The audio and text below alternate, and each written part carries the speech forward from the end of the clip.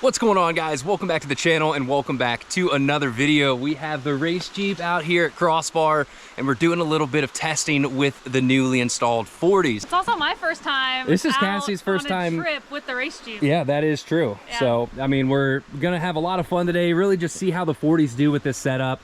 Make sure it works before we start you know, planning out other trips across Oklahoma and who knows where else. And hopefully Cassie can get behind the wheel and see what the race Jeep can do. This is the first trip that we've really taken it on ever since Hammers.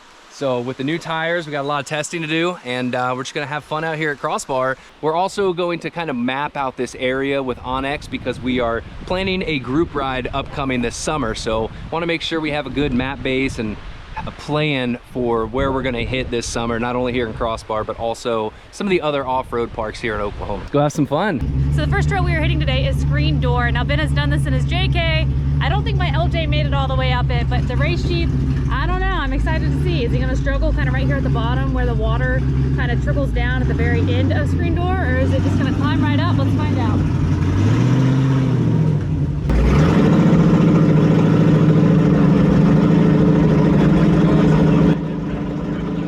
We're going full assault on Screen Door. We'll try to crawl it, see how it does crawling.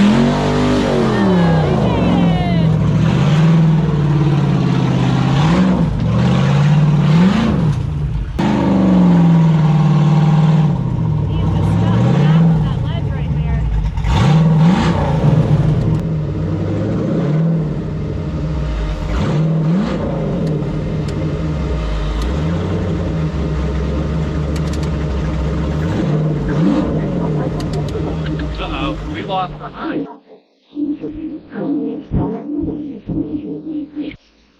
I don't have trans.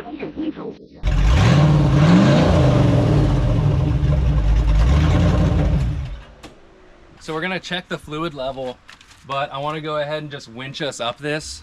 That way we can get to flat ground. I wonder if we finally just got the transmission warm and now it needs more transmission fluid. It's the first time wheeling it since changing out the trans pan. Yeah. So it could be that. Wireless. It is. It's on wireless. It's not working? What'd you bring with you? A quart? Yeah, 1 quart.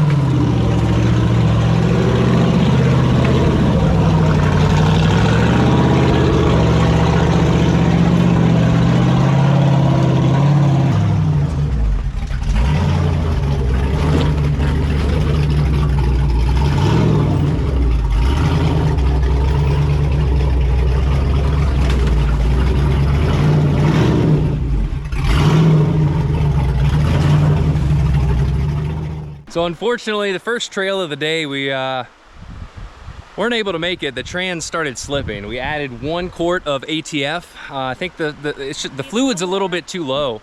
You know, we filled it in the shop and everything was good. It's been great up until this point, until we hit an incline and it's kind of like we lost fluid. So not a big deal, except we only brought 1 quart of ATF with us. So Mike is running back to his truck to see if he has another couple quarts. Because, you know, if we can't go up any steep inclines, that's probably going to be an end to the day, or we would have to run into town or whatnot. So this is the first trip with the new transmission pan, you know, out at Hammers. We cracked the pan, lost all the fluid. That took us out of the race. And unfortunately, it's happening again now. Now, the other issue is that the winch is not working. So No, I hate all winches. Cassie said she hates all winches, and it's true. I mean, we've had such a hit or miss with winches. And unfortunately, in our case, it's more of a miss with winches. The Badland is not working. So I don't have the wired controller, but this wireless switch right here should be lighting up. So it's almost like we don't even have power to the head of the winch. So we are going to have to troubleshoot that once we get home. So we are just on a run of unlucky winches, man. Beautiful day. I got screen door right there, and we are down here at the waterfall areas.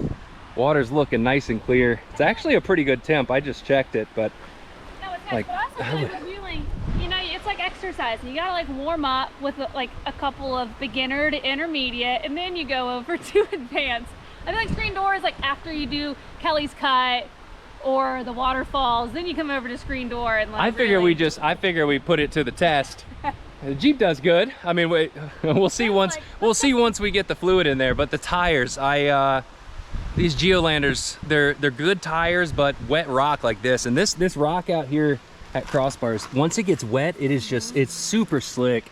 So yeah. I think we might, we just put these tires on. It might be time just to sell those and get a set of stickies for this thing, or swap the stickies from the 4-door onto this. We'll see. All good options. So now we're just gonna sit here and wait for Mike to get back. So since we're here at screen door, we're gonna go ahead and add this onto our map on OnX. So what we're gonna do, since we're at the main attraction right here, is just press and hold on our location. We're gonna add a waypoint.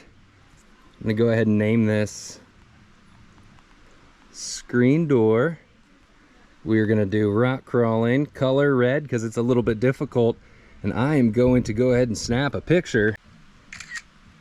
And now whenever we open up our map, we will have this waypoint for screen door on there, and we can share it and use this spot to build routes throughout the park. So we're gonna continue on throughout the park doing that on some of these cool spots. And when we get back home, we can actually figure out the best way to map this out and get to point quickest. Now we are logging this trip so we can go back and see which directions we went, how far it was, how long it took us. And that way when we hop on the computer at home, we can build a route that makes a little more sense throughout the park.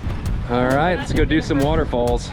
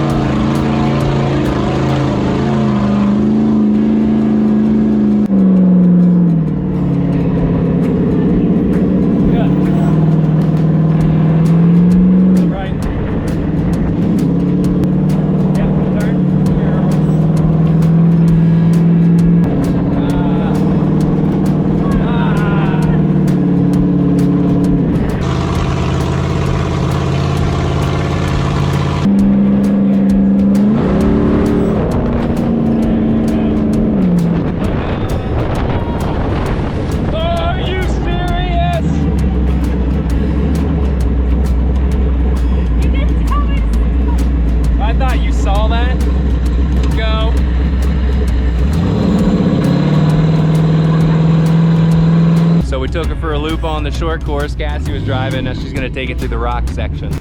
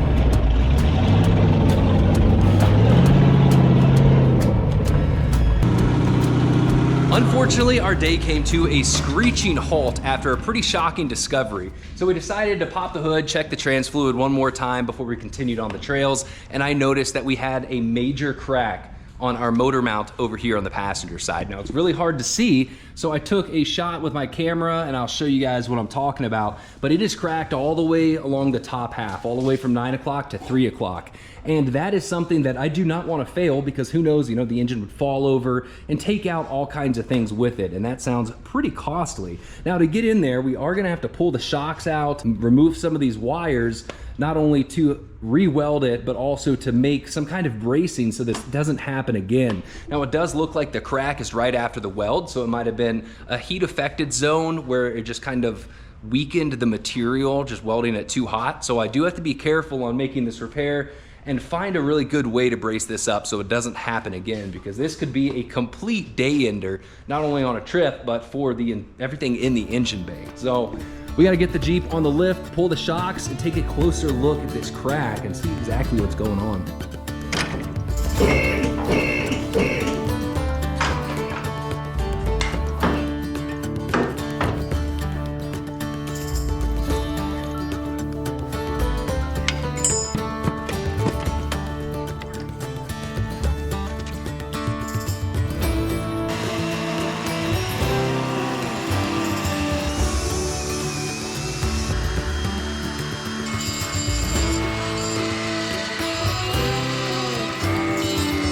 So I've prepped the area, removed the paint, and then I got the die grinder just to grind out that a little bit so our weld has a good area to fill into.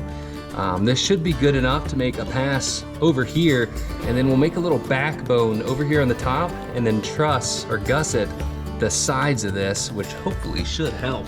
This is just in a horrible spot. I am covered in metal shavings. This is something I don't want to break again. Situations like this where it's really, really tight, these welding glasses are phenomenal. Now the only issue with them is you'll get a crazy sunburn around the face. So you gotta put sunscreen on. We applied a bunch so I don't get a sunburn. But slathered it all over his face. I will put these in the video description, because if you're trying to weld in a tight area and your helmet's down the way, these things are worth their weight in gold.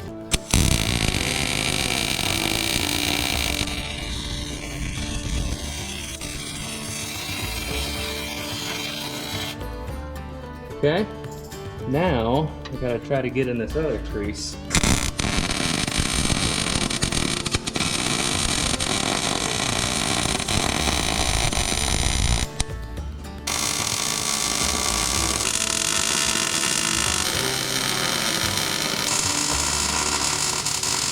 Time to gusset. Yeah. Went ahead and made the little top backbone piece right here. Had to make it small enough so we can still remove the exhaust manifolds, but this should do the trick, just adding a little bit of strength on the top side.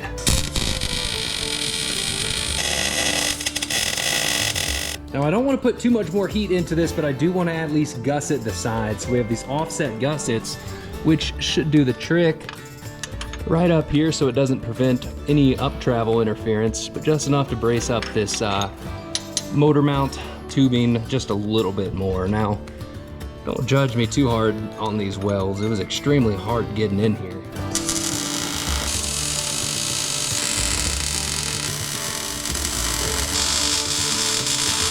And I figured since we're doing this all, we might as well go ahead and add one on the driver's side. This one doesn't have any cracks. This one is a straight motor mount, but it doesn't hurt to add a little gusset. Actually, it does hurt to add a gusset. It gets you right in the nose.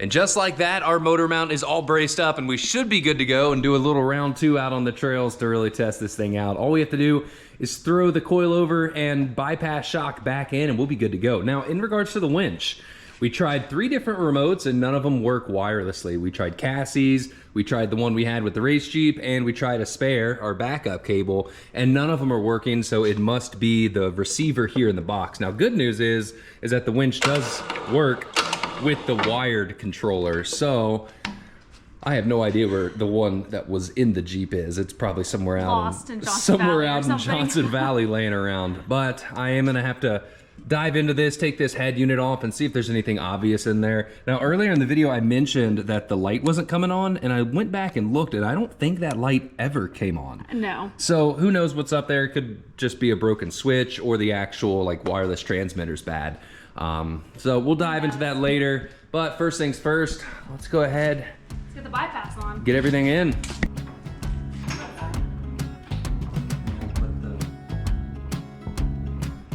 We're gonna finish getting this all put back together and getting it ready for a round 2 out on the trails.